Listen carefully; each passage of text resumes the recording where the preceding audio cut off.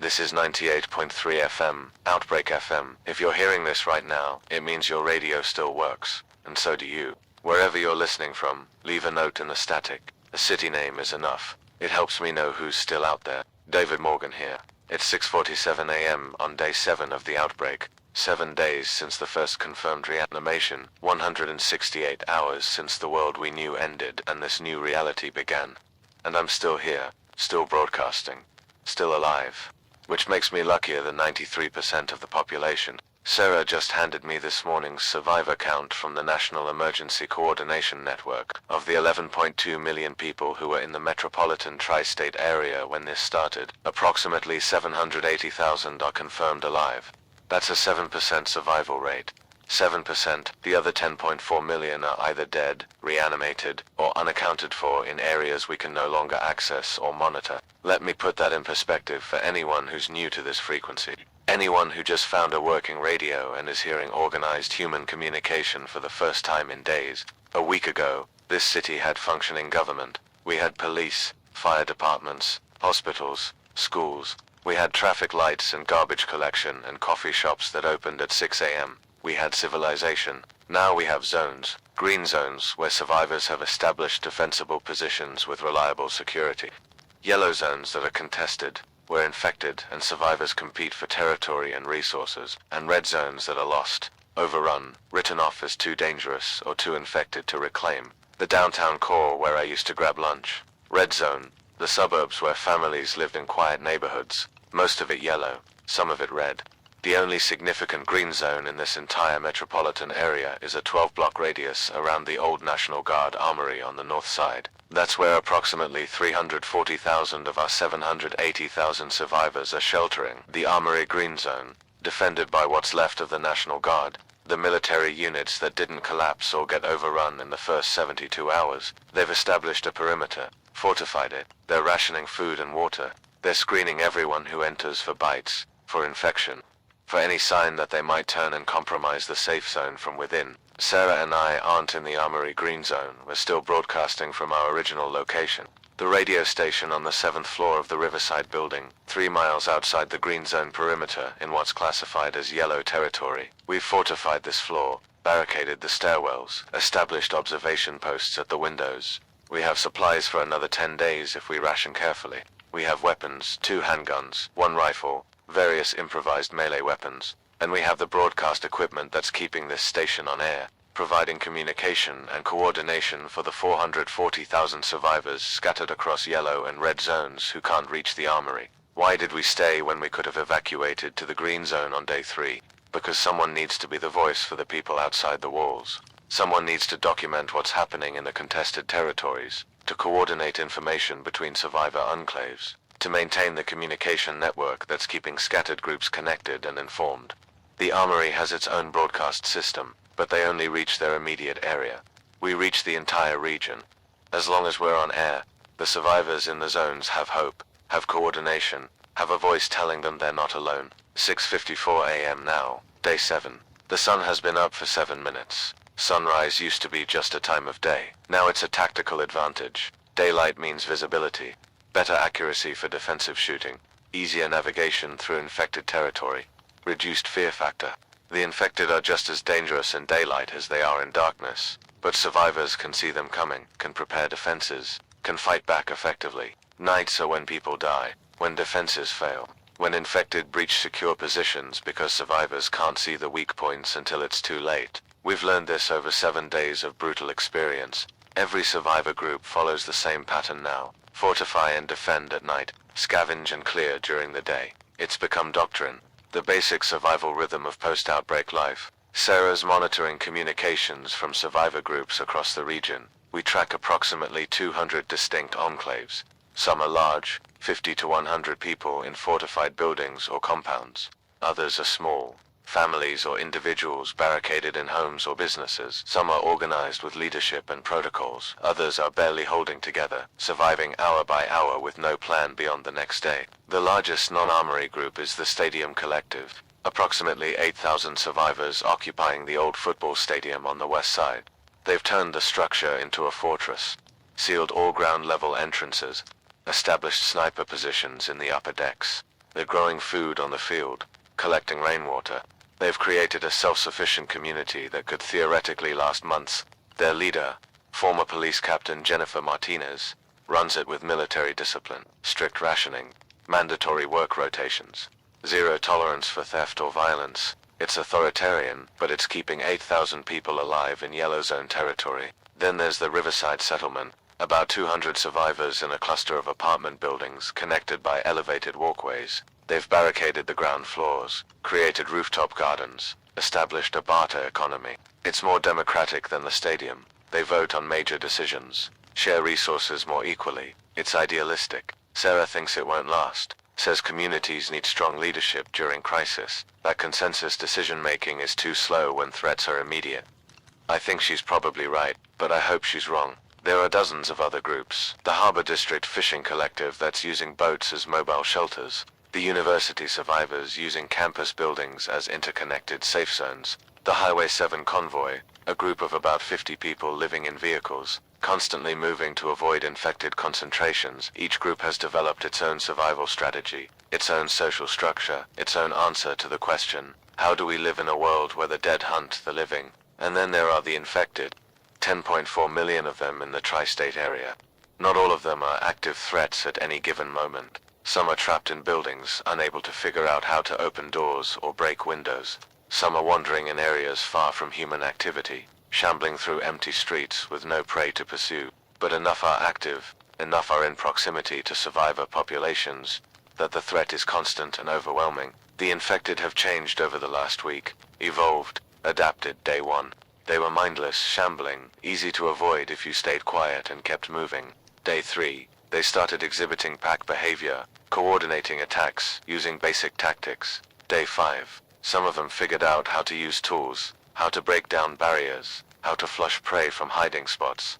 Now, Day 7, we're seeing evidence of territorial behavior, infected groups claiming specific areas and defending them against both survivors and other infected. Dr. Rebecca Chen, one of the few medical professionals still broadcasting from outside the armory, has a theory. She thinks the pathogen is creating emergent intelligence. Individual infected are still mindless, but groups of infected function as distributed networks, sharing information somehow, coordinating at a level beyond what individual zombies should be capable of. She calls it hive behavior.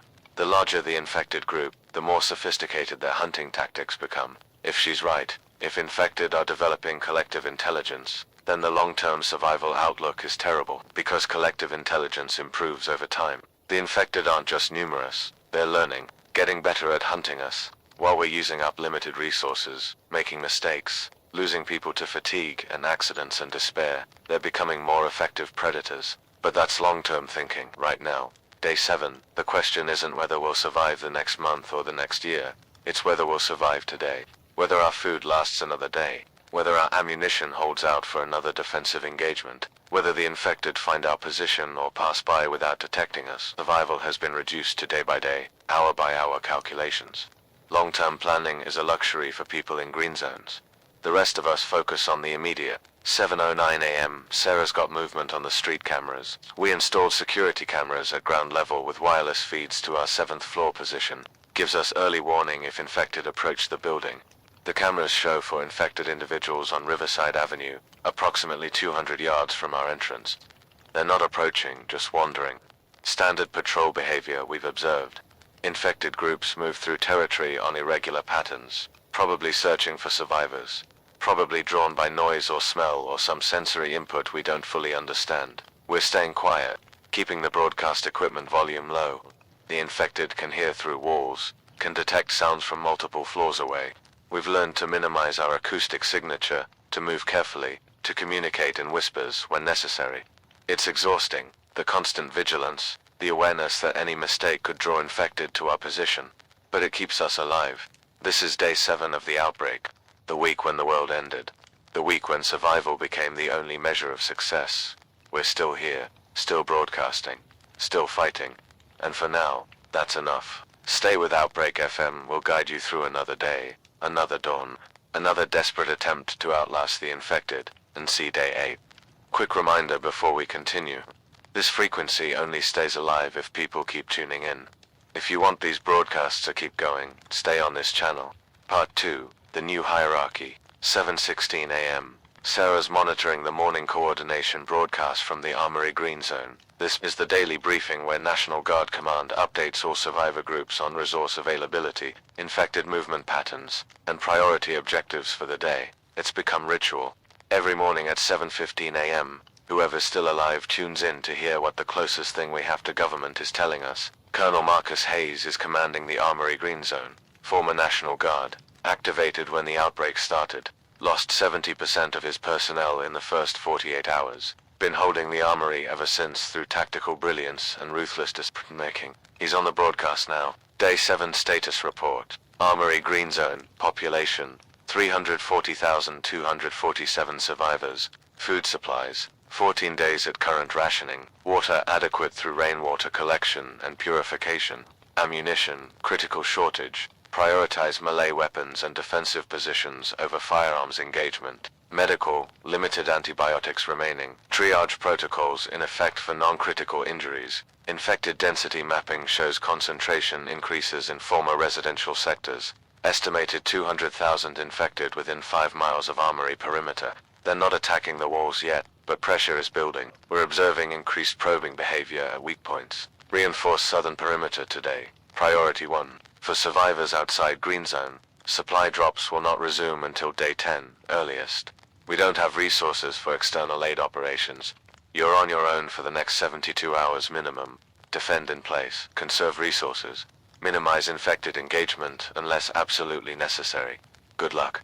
Next broadcast at 1900 hours. Hayes out. That's it. 60 seconds of information, no inspirational speeches, no promises of rescue, just facts and dismissal. The Armory is focused on protecting their 340,000. The rest of us, the 440,000 in the yellow and red zones, were expendable. Not intentionally, not callously, but practically. The Armory can't save everyone, so they save who they can and write off the rest. Sarah's angry about it. She's been angry since day 4 when the supply drops stopped and we realized the Armory was abandoning external survivors. But I understand Hayes' logic. He has finite resources. He can maintain the Green Zone for months if he doesn't waste supplies on external operations. Or he can try to save everyone and run out of everything in weeks, and then nobody survives. It's brutal math. It's correct math. It just happens to mean that Sarah and I, and the 440,000 others outside the walls, are on our own. 7:28 a.m. We're getting reports from the Stadium Collective. Captain Martinez is broadcasting on their frequency. Sarah's patching it through. Stadium Collective, Day 7 status. Population holding steady at 8,043. We lost 12 people yesterday. 7 infected during a scavenging run in Sector 9. 3 to disease, probably contaminated water. 2 to suicide. We're implementing stricter water purification protocols and mandatory psychological evaluations for anyone showing signs of depression or hopelessness. We can't afford to lose people to preventable causes. Food situation is concerning. Our rooftop gardens are producing, but not enough to sustain 8,000 people. We need external scavenging, but every run costs lives. I'm authorizing expanded operations into red zone grocery stores and warehouses.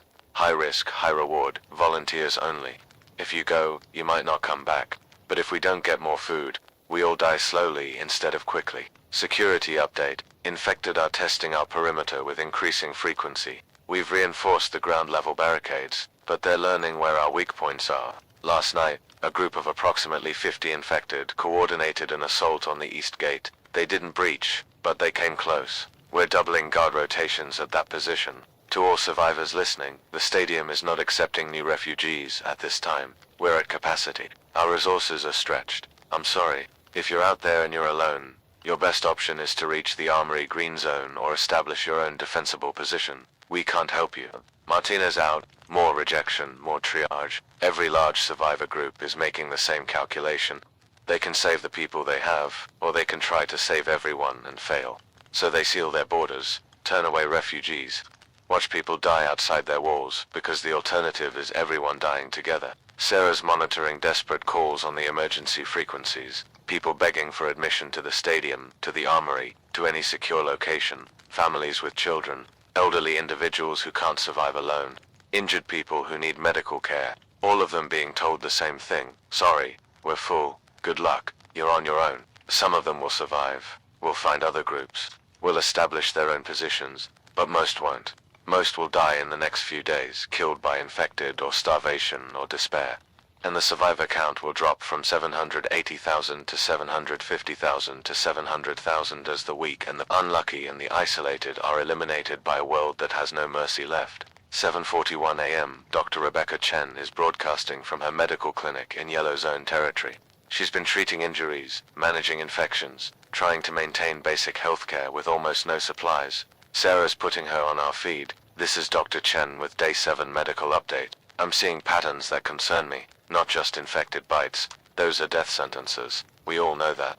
But injuries from defensive fighting, from scavenging operations, from unsafe living conditions, lacerations that get infected because we don't have antibiotics, broken bones that don't heal properly because we don't have splints or casts, burns from cooking fires in enclosed spaces. The infected are killing people directly, but lack of medical resources is killing just as many indirectly.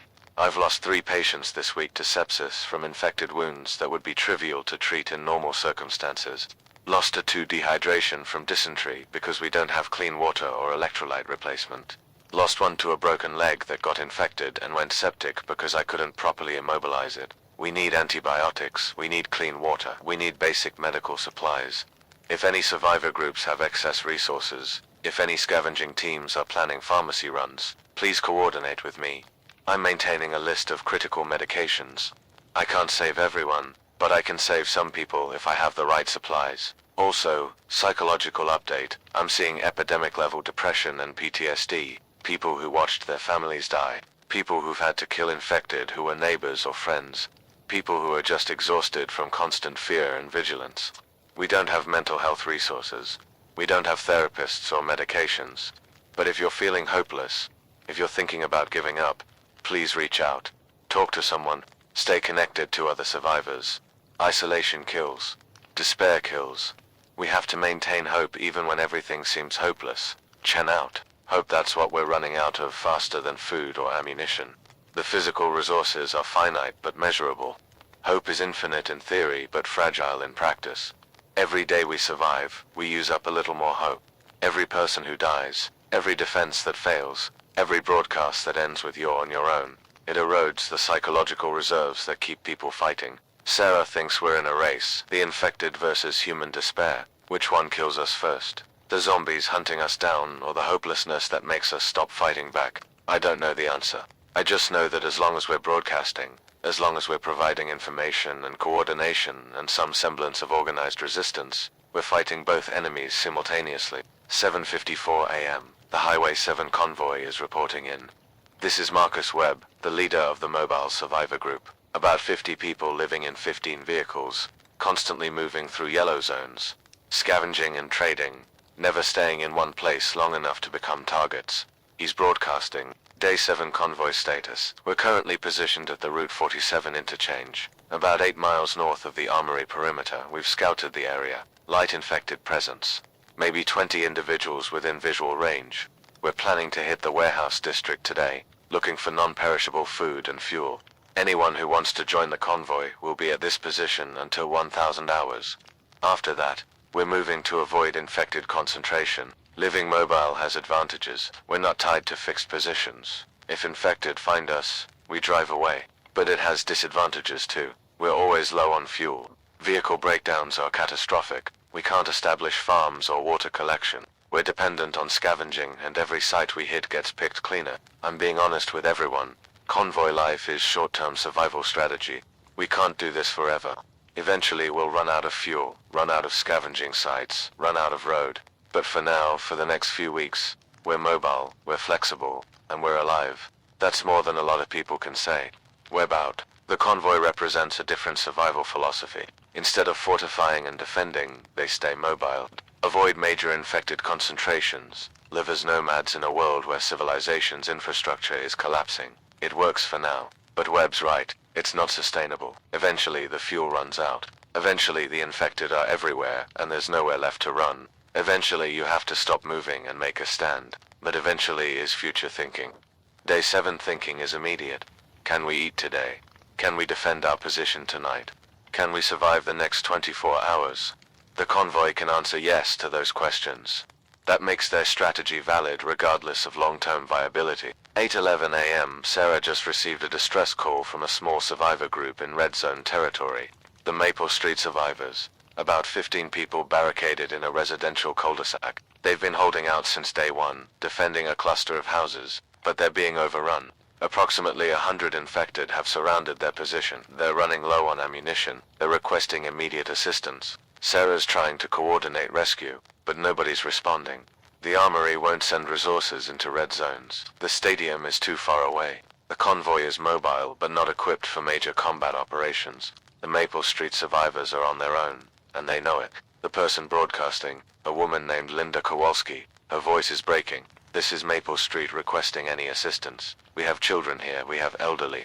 We can't fight through 100 infected. If anyone can help, if anyone's close enough to, please, we don't want to die like this. Sarah's crying. We can hear them dying on the radio, can hear gunshots, screaming, the sounds of infected breaking through barricades, and we can't help them. We're 3 miles away with no transportation, minimal weapons, no ability to fight through infected controlled territory to reach them. We can only listen as 15 people are torn apart because no one has the resources or the willingness to save them. The broadcast from Maple Street cuts off at 8:17 a.m. Silence, just static. Sarah's documenting it. Time of death for the Maple Street survivors, 8:17 a.m., day 7, 15 people, including children, dead because we live in a world now where you can call for help and hear people listening and know that nobody's coming anyway. This is the new hierarchy. The green zones that are safe but sealed. The yellow zones where survival is possible but desperate. The red zones where death is inevitable and rescue is impossible. And the radio frequencies where people can hear each other dying but can't bridge the distances or the dangers to help. 8:34 a.m. Colonel Hayes is back on the armory frequency with an update. Security alert. We're detecting major infected movement toward the southern perimeter. Estimated 500 plus individuals converging on Sector 12. All defensive positions are being reinforced. Civilians are ordered to inner security zones. This is not a drill. If infected breach the outer walls, we have fallback positions, but we need to hold the primary perimeter. Hayes out. The armory is under attack. 340,000 survivors depending on walls and weapons to hold against 500 infected. It should be manageable. The armory has prepared defenses, trained personnel, advantages of position and firepower. But we've learned over 7 days that nothing is certain. Defenses fail, weapons jam, people make mistakes, and 500 infected with coordinated hive behavior can overwhelm even strong positions if they find weak points. Sarah's monitoring the assault in real time through reports from armory defenders. The infected are testing multiple points simultaneously, probing for breaches. Guard units are engaging with firearms, taking headshots, dropping infected systematically, but ammunition is limited. Every bullet used today is one less bullet for tomorrow's defense. The armory has to balance immediate threat elimination with long-term resource preservation. The assault continues for 23 minutes. Gunfire, shouting, explosions from improvised defensive charges, and then silence. Hayes comes back on. Assault repelled. Infected count, approximately 380 destroyed, 120 withdrew. Casualties, 14 defenders killed, 32 injured. The perimeter held, but that was a coordinated attack. They're learning our defenses. Next assault will be worse. We're adapting our positions. Hayes out. 14 dead. 32 injured. Out of 340,000 survivors, that's statistically minimal. But it's 14 families destroyed. 14 holes in the defensive structure. And Hayes is right. The infected are learning. Each assault teaches them more about human defenses. They'll come back with different tactics, hit different weak points, coordinate more effectively. The armory survived this attack. The next one might be different. 9:03 a.m. We're 2 hours into day 7. The sun is climbing. The temperature is rising. Sarah and I are drinking our morning coffee ration, eating preserved crackers, planning the day's broadcast schedule. We have reports to coordinate, survivor groups to connect, information to disseminate. The work continues because giving up means dying, and we're not ready for that yet. This is Outbreak FM, day 7, still here, still fighting, still refusing to let the infected or the despair win. Stay with us. We'll get through this together, or we'll die trying. Either way, we're not going quiet. I don't know how long I'll be able to keep this transmitter running. If you don't want to lose the signal, make sure you don't lose the station. Part 3, Evolution and Adaptation, 9:11 a.m. Dr. Chen is back on the frequency with observations that are changing our understanding of the infected. She's been studying the bodies of destroyed infected, analyzing their physiology, tracking the progression of the pathogen, and what she's discovering is terrifying. This is Dr. Chen with Critical Research Update. I've examined 43 infected corpses over the last week. All ages, both genders, various stages of infection, and I'm seeing consistent mutations in the pathogen's effect on human tissue. The infected aren't static, they're evolving. Day 1, infected show minimal pathogen integration. The virus or bacteria or whatever this is, it reanimates the body and creates basic motor control, but the tissue is still recognizably human. Day 7, infected show advanced integration. The pathogen has restructured cellular function, reinforced muscular tissue, ENHANCED neural pathways related to hunting and coordination. They're becoming more efficient predators. Specific changes I'm documenting: increased muscle density without corresponding increase in mass. The infected are physically stronger than they should be based on body size. Enhanced sensory organs, particularly smell and hearing. They can detect living humans from greater distances. Reduced deterioration rate. The bodies aren't rotting as fast as corpses should. The pathogen is preserving tissue, keeping infected functional longer. And here's the most disturbing finding. I'm seeing evidence of rudimentary problem-solving capability in late-stage infected. Not intelligence exactly, but adaptive behavior that suggests the pathogen is enhancing certain brain functions while suppressing others. They're not mindless anymore. They're focused, specialized, optimized for hunting and killing. If this evolution continues, if the pathogen keeps enhancing infected capabilities while we're depleting resources and losing people, the long-term survival outlook is, I don't want to say impossible, but it's approaching that. We need to eliminate the infected population before they evolve beyond our ability to fight them. Chen out. Sarah and I are processing this. The infected are getting stronger, smarter, more dangerous, while we're getting weaker, more desperate, more fragmented. The timeline is working against us. Every day we delay, every day we focus on defense instead of aggressive elimination, the infected become harder to kill. But aggressive elimination requires resources we don't have: ammunition, personnel, coordination. The armory could mount major clearing operations if they committed their forces, but that would mean leaving the green zone vulnerable, trading security for offensive action. Hayes won't do it. He's protecting his 340,000. Asking him to risk them to clear infected from yellow zones is asking him to gamble shore survival against possible expansion. 9:29 a.m. Marcus Webb from the Highway 7 convoy is reporting an encounter that confirms Dr. Chen's observations. His scavenging team engaged infected at a warehouse. What they experienced is changing convoy tactics. We hit the warehouse district at 0830 hours. Standard approach: scout the area, identify infected, plan entry and exit routes. We spotted 8 infected inside the warehouse. Should have been manageable. We've handled groups that size before, but these infected were different. They didn't shamble toward us when we entered. They positioned themselves, created ambush points, waited for us to penetrate deeper into the warehouse before attacking from multiple directions. It was coordinated, tactical, not like mindless zombies, like hunters who understood their environment and used it against us. We lost 2 people, both experienced scavengers. Both should have survived a fight with 8 infected, but these infected fought smart, used cover, flanked us, forced us into kill zones. We barely made it out. I'm changing convoy protocols. We're treating every infected encounter as potential ambush, assuming intelligence and coordination, minimizing engagements. Because if the infected are learning, if they're adapting, then our old tactics will get us killed. Webb out. The infected are learning from Dr. Chen's research showing biological evolution to Webb's field reports showing tactical adaptation. The pattern is clear.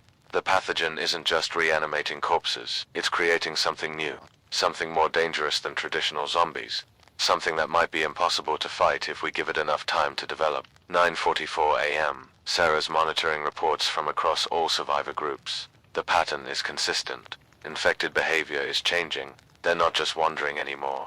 They're patrolling territories, establishing bases and former residential areas, coordinating assaults on survivor positions, learning from failed attacks and adapting their approaches. The Stadium Collective reports that infected outside their perimeter are no longer testing defenses randomly. They're sending small groups to probe specific points, then concentrating forces on the weakest areas. It's reconnaissance and assault strategy, military-level thinking applied by creatures that shouldn't be capable of it. The Riverside settlement reports infected using tools, picking up debris to throw at defenders, using abandoned vehicles as cover during approaches. One group of infected apparently figured out how to push a car into the settlement's barricade, using it as a battering ram. Improvised tool use, problem-solving evidence of cognitive function beyond basic motor control, and multiple groups are reporting that infected are avoiding certain defensive tactics that previously worked. Loud noises used to attract and distract infected. Now they're ignoring obvious bait, focusing instead on actual human positions. They've learned that some stimuli are traps. They're adapting to our strategies faster than we're developing new ones. 10:03 a.m. I need to address something for anyone listening who's new to Outbreak survival, who maybe just found this frequency and is trying to understand the current situation. 7 days ago, the guidance was simple. Headshots kill infected, loud noises attract them, barricades stop them. Stay quiet and you'll be safe. Now, day 7, that guidance is obsolete.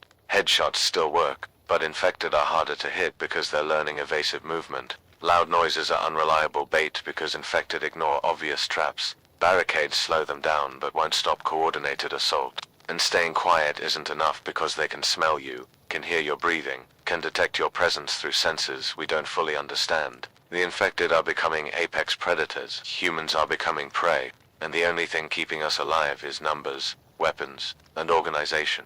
If you're alone, your survival time is measured in days. If you're in a small group without defenses, maybe a week. If you're in a fortified position with weapons and resources, maybe months. If you're in the armory green zone, maybe years. But nobody has forever. The infected are infinite and evolving. We're finite and depleting. That's the reality of day 7. Adapt faster than they do, or die. There's no middle ground. 10:19 a.m., Captain Martinez from the stadium. Collective is broadcasting emergency instructions for survivors attempting to reach their position. I know I said we're not accepting refugees, but we're making an exception for people with critical skills. If you're a doctor, a nurse, an engineer, agricultural specialist, anyone with expertise we need, we'll consider admission. Emphasis on consider.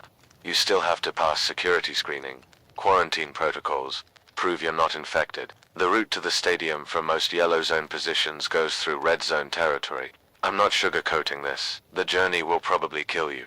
But if you have skills we need and you're willing to risk it, we'll evaluate your application. Also, we're organizing a long-range scavenging operation. We need volunteers willing to penetrate deep into red zones for critical supplies, fuel, medicine, ammunition, food, high mortality risk. But successful runs get priority access to stadium resources. It's mercenary, it's pragmatic, it's how we survive. If you're interested, contact us on frequency 47.3, Martinez out. The stadium is recruiting, not out of charity, out of necessity. They need skilled people to maintain their community. They need scavengers willing to die for resources. It's transactional, your life and skills in exchange for protection and survival. Not ideal. But in a world where altruism is a luxury, transactional relationships are honest at least. Sarah's debating whether to try reaching the stadium. She has medical training, not a doctor, but she worked as an EMT before the outbreak. That's valuable. The stadium would probably accept her, but it means leaving me, leaving the broadcast station, abandoning the 440,000 survivors who depend on Outbreak FM for communication. I tell her to go if she wants. The broadcast can continue with one person, or it can't. Either way, her survival matters more than radio programming. She says no, says we're partners, says she's staying until the station falls or we both die, or somehow we make it through this. I don't argue. Having Sarah here makes the fear manageable, makes the isolation bearable, makes each day feel less like waiting to die and more like fighting to live. 10:37 a.m. Dr. Chen is back with another update, this one about infected behavior patterns that survivors need to understand. I'm seeing 3 distinct infected types emerging. Type 1, fresh infected, recently turned, still showing individual behavior. These are the shambling, mindless ones. Easy to avoid, relatively slow. Type 2, mid-stage infected, day 3 to day 5 infection, showing pack behavior and basic coordination. More dangerous, hunt in groups, use simple tactics. Type 3, advanced infected, day 5 plus, showing enhanced physical capabilities and sophisticated hunting strategies. These are the ones killing experienced survivors. The population is shifting toward Type 3, As the outbreak ages, more infected reach advanced stages. In another week, maybe 2, Type 1 infected will be rare. We'll be dealing almost exclusively with Type 2 and Type 3. That means every encounter gets more dangerous. Every defense needs to be stronger. Every mistake becomes more likely to be fatal. My recommendation: avoid engagement when possible. When engagement is necessary, assume you're fighting Type 3 infected. Bring overwhelming force. Don't underestimate them. Don't assume old tactics will work. Adapt or die. Chen out. Type 3 infected. Enhanced strength, coordinated tactics, improved senses, and they're becoming the majority. In 2 weeks, the infected population will be almost entirely Type 3. At that point, survival strategies that work today will fail. Defensive positions that hold now will be overrun. The small survivor groups barely making it will collapse. The timeline is compressing. We don't have months to figure this out. We have weeks, maybe less. Either we mount massive coordinated offensives to eliminate infected before they all reach Type 3 status, or we fortify the green zones and abandon everything outside them, or we die trying to hold positions that can't be defended against evolved predators. 11:03 a.m. The Armory is broadcasting new protocols in response to Type 3 infected threat. This is Hayes. Based on Dr. Chen's research and field reports, we're implementing enhanced defensive measures. All perimeter guards are authorized to use lethal force at extended ranges. Don't let infected get close. Engaging Type 3 at close quarters is too dangerous. Use distance, use elevation, use every tactical advantage. We're also restricting external patrols. Too many casualties from encounters with advanced infected. Only critical supply runs will be authorized, and only with full combat escort. The green zone is our priority. Expansion operations are suspended indefinitely. We hold what we have. We survive. That's the mission. For survivors outside the green zone, I'm being honest, your best chance is to reach us before Type 3 infected dominate your areas. We can't come get you. We can't risk our forces on rescue operations, but if you can fight your way here, if you can reach our perimeter, we'll screen you and grant admission if you're clean. That's the best offer I can make. Hayes out. The Armory is sealing itself, becoming fortress instead of refuge. They'll defend their walls, but won't venture beyond them. The 340,000 inside are being protected. The 440,000 outside are being abandoned. It's triage on a massive scale. Save who you can. Write off the rest. It's logical. It's necessary. It's devastating. Sarah's looking at me, asking silently if we should try for the Armory, make the run, abandon the broadcast, save ourselves while we still can. I don't know the answer. Staying here means we probably die when Type 3 infected eventually breach our defenses. Going to the Armory means we probably die trying to cross 3 miles of infected controlled territory. Both options are death sentences with different timelines. 11:23 a.m. Marcus Webb is broadcasting final call for convoy recruitment. This is Webb. We're leaving the Route 47 interchange in 10 minutes. Heading west, avoiding major infected concentrations, looking for untapped scavenging sites. If you want to join, if you have a vehicle and supplies, this is your chance. We're not coming back this way.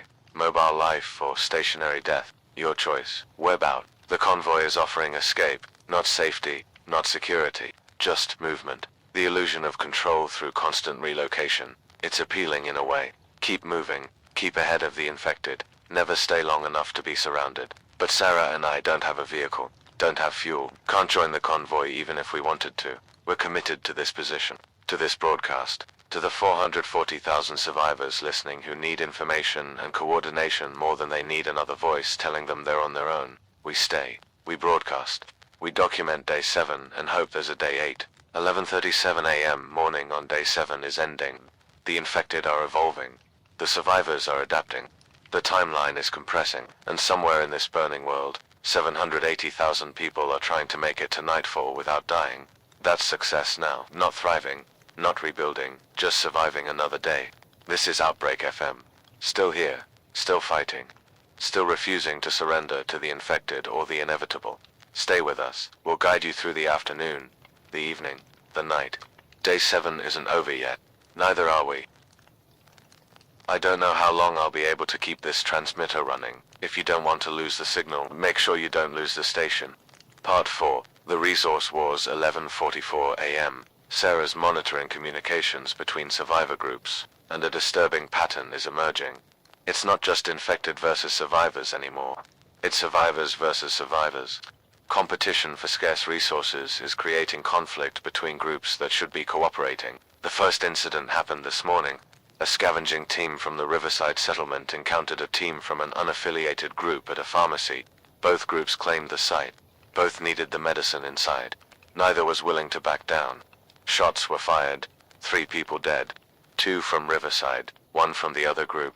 And the pharmacy was barely touched because both teams retreated after the firefight. 3 people dead fighting over resources nobody got. That's the new reality. Scarcity creates desperation. Desperation creates violence. Violence creates casualties. And the infected just wait for us to kill each other. Then they clean up whoever's left. Captain Martinez is addressing the incident on stadium frequency. I'm hearing reports of survivor groups fighting over scavenging sites. This is unacceptable and stupid. Every human you kill is 1 less person fighting infected. Every bullet you waste on other survivors is 1 less bullet for actual threats. We're doing the infected's work for them. I'm proposing 4 more scavenging territories. Each major survivor group claims specific zones. Other groups stay out. No overlap, no competition, no firefights over canned beans. If you violate another group's territory, you're expelled from all intergroup cooperation. No trade. No communication, no support. This requires trust and coordination to things in short supply. But the alternative is mutual destruction. We can fight each other and die, or we can cooperate and maybe survive. Stadium Collective is claiming the Western Commercial District. Publish your claims on open frequencies. Let's create order before chaos kills us all. Martinez out. It's a reasonable proposal, but it requires groups to trust each other, to honor boundaries, to accept that some areas are off limits even when you desperately need what's there. In a world where trust has been destroyed by 7 days of horror, where every person you meet might be infected or desperate enough to kill you for your supplies, asking for cooperation is asking for a lot. But Sarah thinks it might work. She's compiling a territorial map based on group claims. The stadium gets the Western District. The Riverside settlement claims the northern residential areas. Smaller groups are declaring smaller territories. It's creating a patchwork of claimed zones, with disputed areas in between that anyone can access. Is it perfect? No.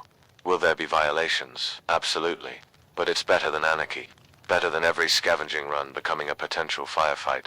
It's an attempt to impose order on chaos. And right now, any order is better than none. 12:04 p.m. The territorial system is already being tested. A small group called the Harbor Collective tried to scavenge in stadium-claimed territory. They were intercepted by Martinez's patrol. Martinez is broadcasting the encounter. Harbor Collective, you're in violation of territorial agreement. This is stadium-claimed zone.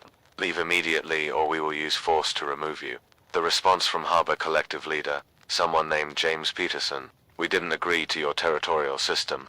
We don't recognize your authority. This city belongs to survivors. All survivors, not just the groups big enough to claim territory. Martinez again, fair point. But we have 30 armed personnel here, and you have 6. Politics aside, the math says you leave or you die. Your choice. Peterson, after a long pause, we're leaving, but this isn't sustainable. Small groups can't survive if all the good scavenging sites are claimed by large groups. You're creating a hierarchy where the big get bigger and the small die off. Martinez, you're right, it's not fair, but survival isn't about fairness, it's about reality. Reality is that we have the force to hold territory and you don't. Adapt to that or don't, but don't die in my territory over principle. Peterson, you seem smart. Merge with a larger group, or grow your own, or stay small and scavenge unclaimed areas. But don't challenge us when you can't win. Martinez out. The exchange is brutal but honest. Martinez has power through numbers and weapons. Peterson has principles but no force to back them. In normal times, principles might matter more than force. In outbreak conditions, force is everything. The groups with guns and numbers control resources. The groups without them starve or submit. Sarah's documenting this because it's important. The social structure forming in outbreak survival isn't democratic. It isn't egalitarian. It's might makes right feudalism. The strong claim territory. The weak serve or die. It's regressive. It's medieval. It's also probably inevitable when civilization collapses and people revert to base survival instincts. 12:23 p.m. Dr. Chen is broadcasting a medical update that complicates the resource situation even further. I'm seeing malnutrition cases among survivor groups. People rationing food to the point where they're not getting adequate nutrition. Weight loss, weakness, increased susceptibility to disease. We're surviving the infected but dying slowly from hunger. The problem is distribution, not total availability. There's food in this city, warehouses, stores, homes, but it's scattered across infected territory, and retrieving it costs lives. So we ration what we have and slowly starve rather than risk scavenging runs. I'm recommending that survivor groups coordinate major supply operations, pool resources, send large teams into red zones, hit multiple sites simultaneously, accept the casualties but bring back enough food to sustain populations for weeks instead of days. High risk, high reward. Because slow starvation is just death on a delayed timeline. Chen out. She's right. We're dying slowly to avoid dying quickly. It's human psychology. The immediate threat, infected during scavenging, feels more real than the long-term threat, starvation from insufficient supplies. So we avoid risk today and guaranteed death tomorrow. But coordinating major supply operations requires trust between groups. Requires sharing intelligence about scavenging sites, about infected positions, about security weaknesses. And trust is hard to establish when you just had firefights over pharmacy access rights. 12:41 p.m. Captain Martinez is responding to Dr. Chen's proposal. Chen's right about coordinated operations. Stadium Collective is organizing a major supply run tomorrow, 0600 hours. We're hitting the warehouse district, multiple sites, pulling back everything we can carry. We need 50 volunteers, 20 from Stadium, 30 from other groups. Here's the offer. Volunteer for the supply run, survive it, and you get 20% of what you personally retrieve. Your group gets another 20%. Stadium keeps 60% for organizing and security. It's not equal distribution, but it's fair compensation for risk. We're expecting 30 to 40% casualty. Infected density in the warehouse district is heavy. Type 2 and Type 3 mixed. This will be combat, not just scavenging. Bring weapons, bring courage, bring acceptance that you might not come back. But if we pull this off, if we bring back enough supplies, multiple groups benefit. We start building cooperative framework. We prove survivors can work together. And maybe we don't all die fighting over scraps. Sign up on frequency 47.3. Martinez out. Sarah's looking at me, asking if we should volunteer. We have minimal combat experience. We're broadcasters, not soldiers.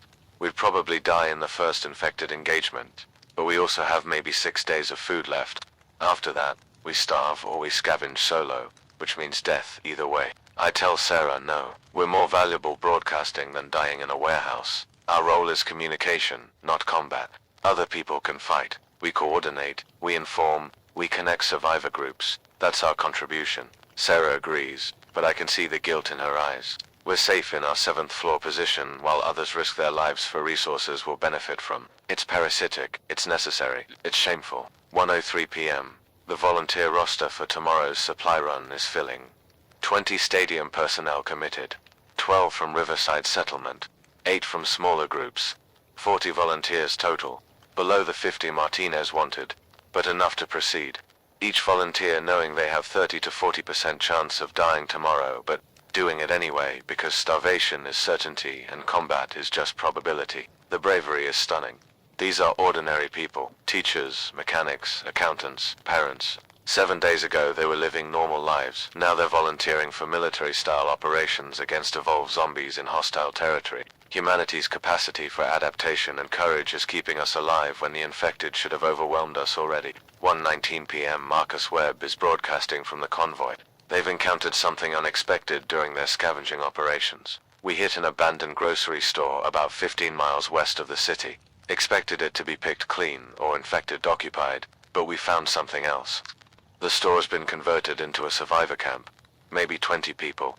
They're farming in the parking lot, collecting rainwater. They've built a completely self-sufficient community inside a grocery store. Their leader, woman named Sarah Mitchell. She says they've been here since day 2. Haven't interacted with other survivor groups, didn't know about the armory or the stadium or any organized resistance. They've just been surviving independently, using the store's inventory and improvised agriculture. Mitchell's not interested in joining larger groups. Says she doesn't trust them. Says small communities are safer because they're harder for infected to detect and for other survivors to exploit. She's probably right on both counts, but she's also isolated. If infected find them, if their crops fail, if anyone gets seriously injured, they have no support network. I offered to include her group in the convoy. She declined. I respect the decision. We're documenting the location for other survivors who might want to join them. But honestly, I think they'll die.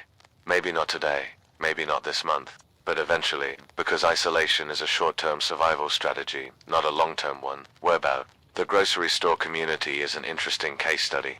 They've avoided all the political conflict, the resource wars, the territorial disputes. They're just quietly surviving, under the radar, hoping to outlast the outbreak through self-sufficiency and invisibility. It might work, or infected might find them and wipe them out in an afternoon.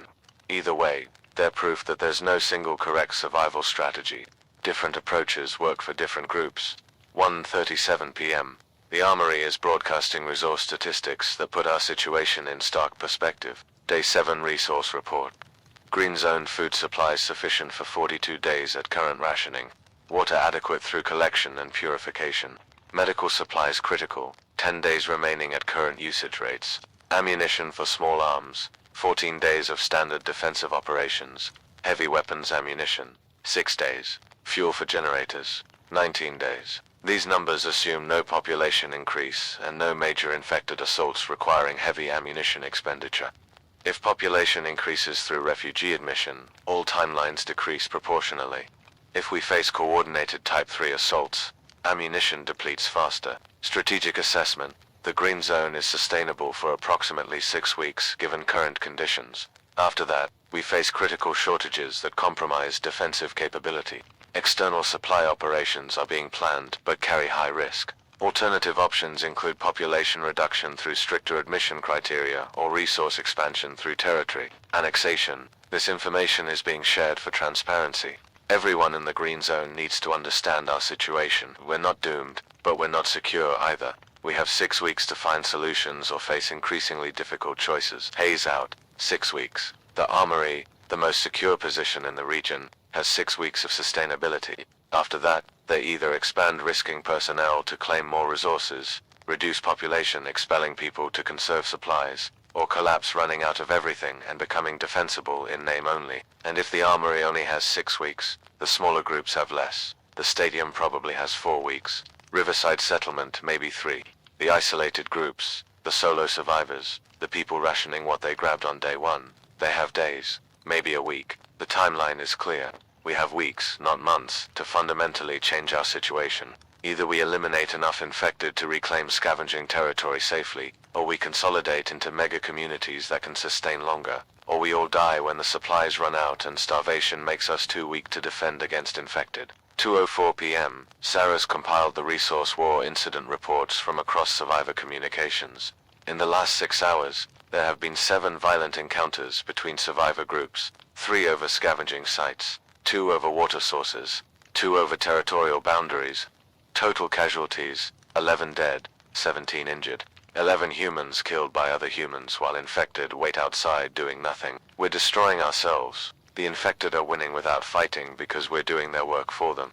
Every survivor who dies in a resource conflict is one less person defending against infected. Every bullet fired at other humans is one less bullet for actual threats. We're committing slow suicide through internal competition while an external enemy surrounds us. Captain Martinez is back on frequency, and she's angry. 11 people dead today fighting other survivors. 11, that's 11 defensive positions weakened. 11 families destroyed, 11 futures erased. Over what? Canned food, bottled water, pharmacy supplies. Every one of you who fired a shot at another survivor today, you're no better than the infected. Worse, actually, because you have a choice and they don't. You chose to kill humans instead of zombies. You chose immediate gain over long-term survival. You chose selfishness over cooperation. I'm done being diplomatic. Here's the new rule. Any group that attacks another group gets blacklisted. No trade, no cooperation, no support. You're on your own. And when the infected overrun your position because you wasted ammunition killing humans, we'll let you die. Because you're proving you're not worth saving. This is day 7, we're 1 week into the apocalypse and we're already killing each other like it's the only thing we know how to do. We deserve extinction if this is how we respond to crisis. Martinez out. She's right. We're failing the basic test of crisis survival. Cooperation over competition. The infected are unified through hive behavior. We're fragmented through self-interest. They're becoming stronger, we're becoming weaker. The math is simple and terrible. 2:18 p.m. Afternoon on day 7.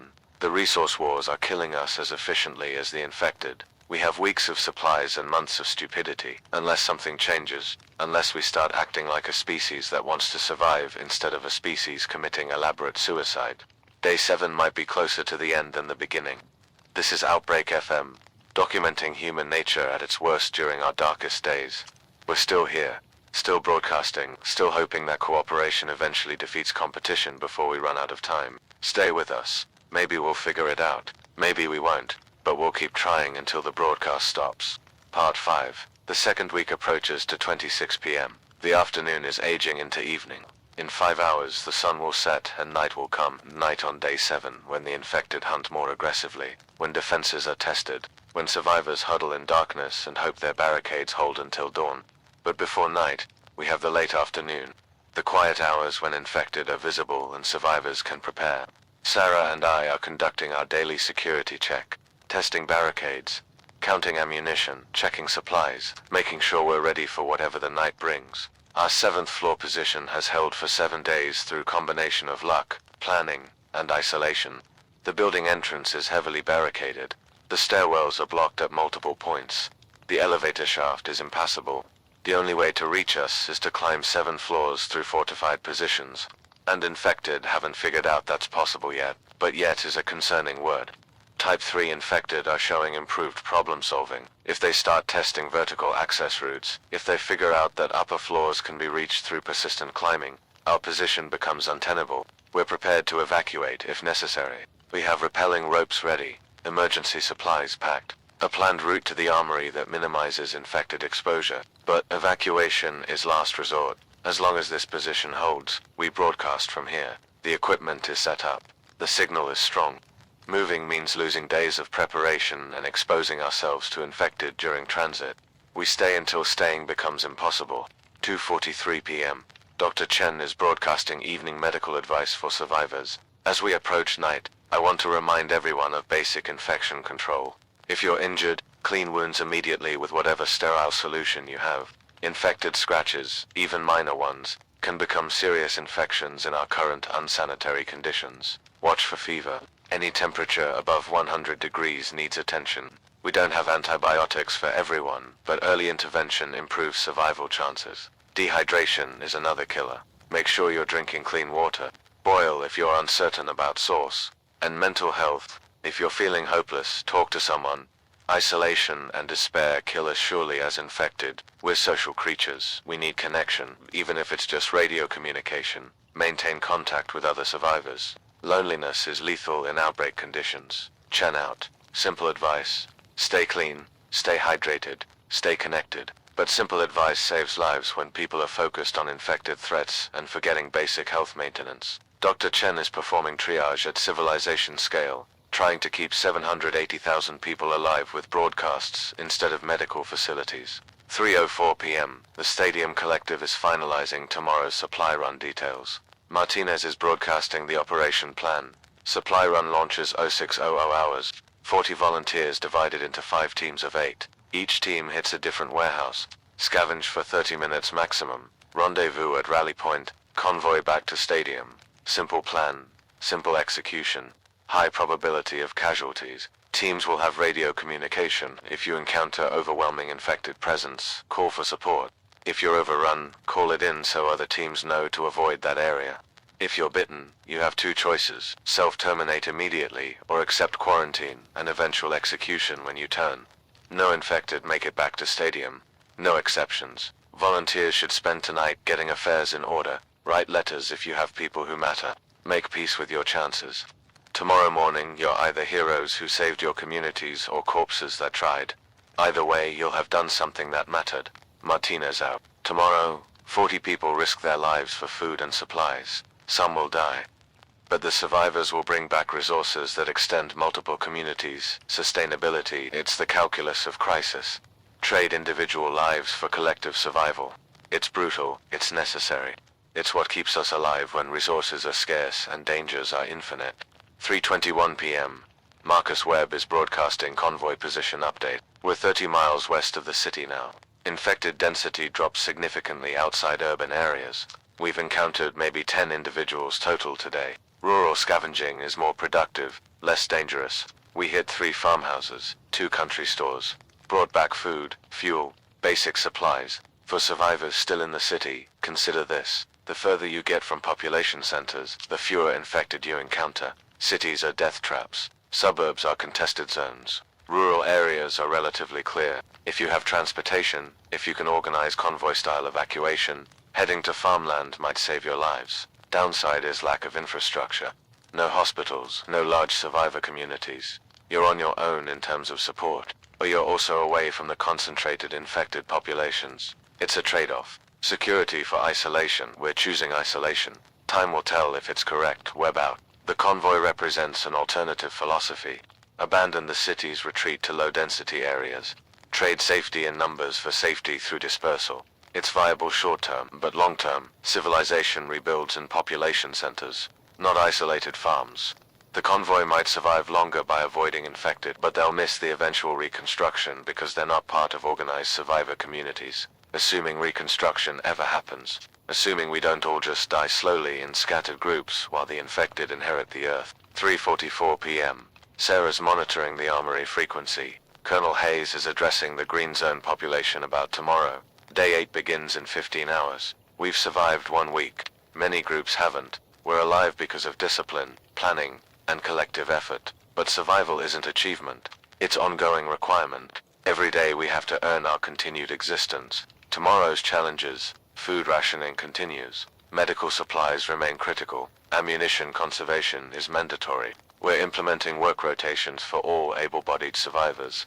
Agriculture teams, security patrols, maintenance crews, medical support. Everyone contributes or everyone dies. Some of you have complained about the work requirements, about rationing, about restrictions on movement and personal freedom. I understand. These are difficult conditions, but they're keeping you alive. The alternative to discipline is chaos. Chaos means collapse. Collapse means death. We will survive this outbreak, but only if we maintain structure and unity.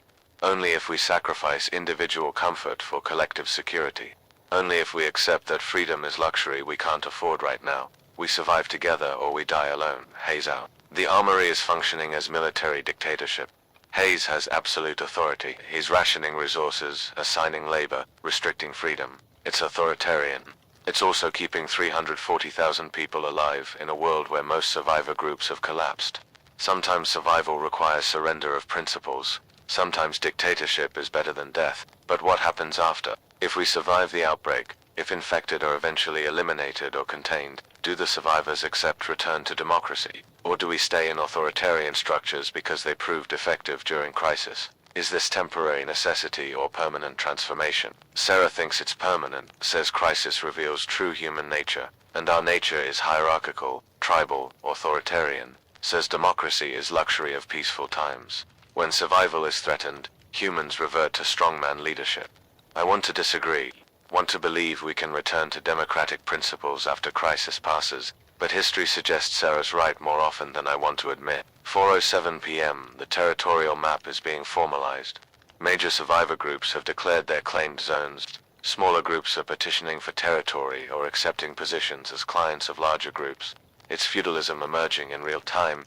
Lords and vassals, protected territories and subservient populations. The Stadia Collective claims the Western Commercial District, approximately 40 square blocks.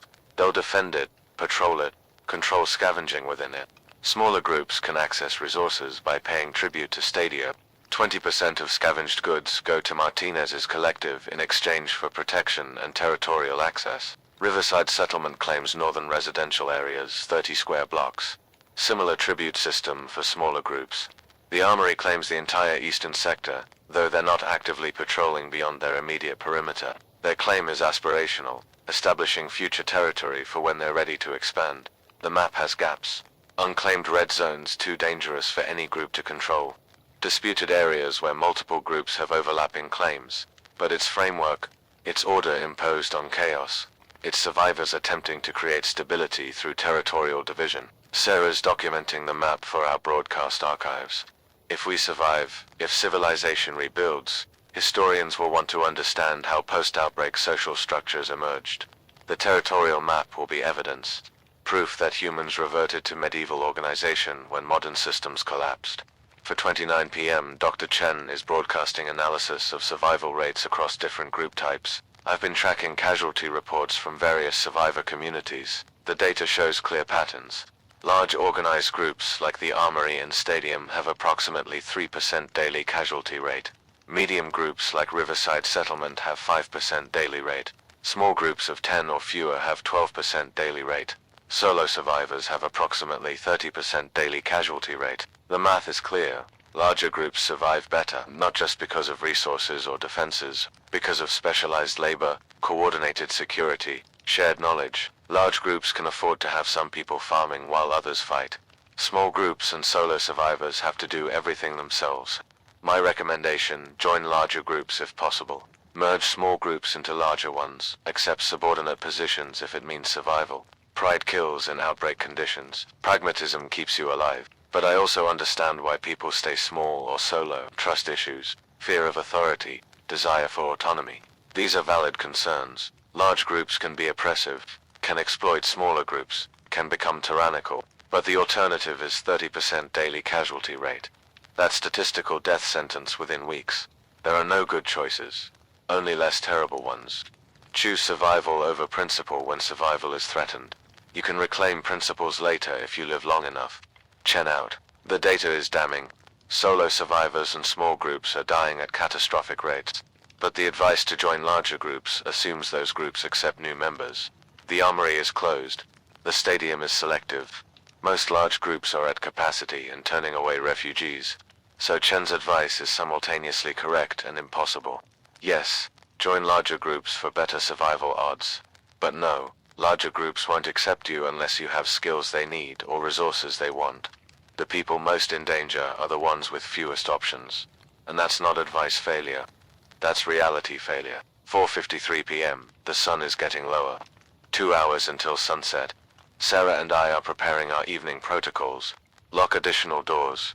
Position weapons at defensive stations. Reduce light emissions to avoid drawing attention.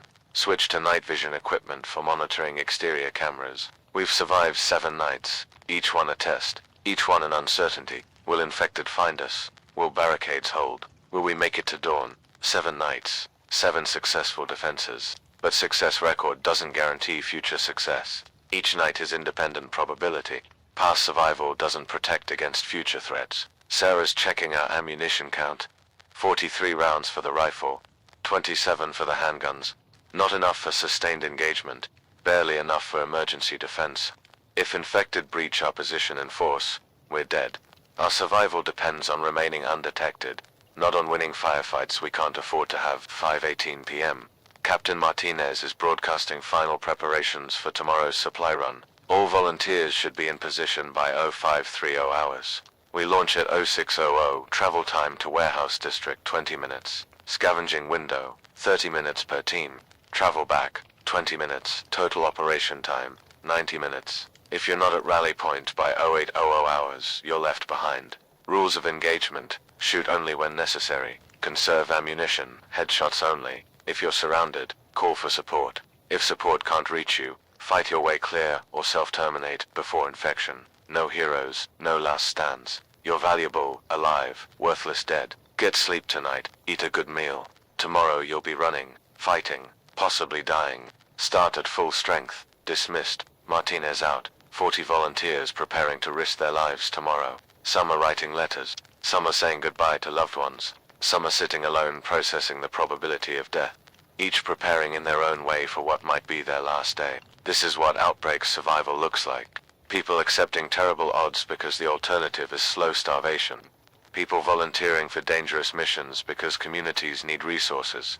People risking individual lives for collective survival. It's heroism and desperation combined. It's humanity at its best and worst, simultaneously. 5:43 p.m.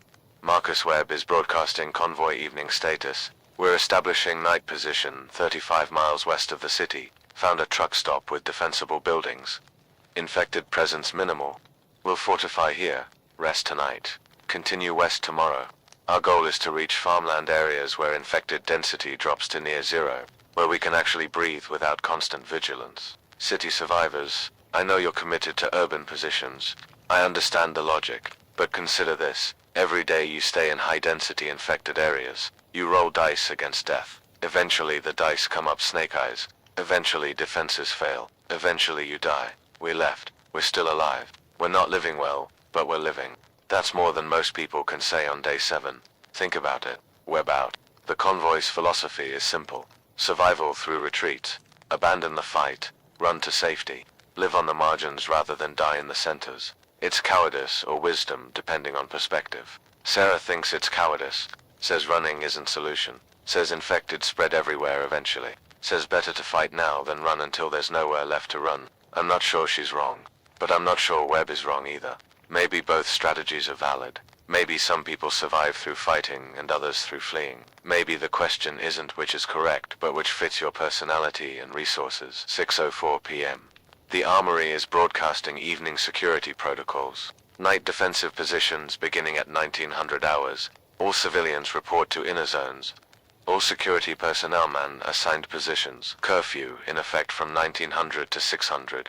Anyone outside designated areas during curfew will be considered potential infected and engaged with lethal force. This is not threat, this is reality. Night visibility is poor. Guards can't distinguish survivors from infected in darkness. If you're where you're not supposed to be, you'll be shot. Stay in assigned zones, survive the night. See day 8. Haze out, lockdown, total control. People confined to spaces. Movement restricted. Freedom suspended. It's oppressive. It's also the security protocol that's kept 340,000 people alive through 7 nights of outbreak hell. Sometimes oppression is protection. Sometimes freedom is luxury we can't afford. 6:28 p.m. Sarah and I are watching the sunset through our 7th floor windows. The sky is turning orange and red. Beautiful, peaceful, completely divorced from the horror unfolding at ground level. The world is still capable of beauty even as humanity dies. Nature doesn't care about our outbreak.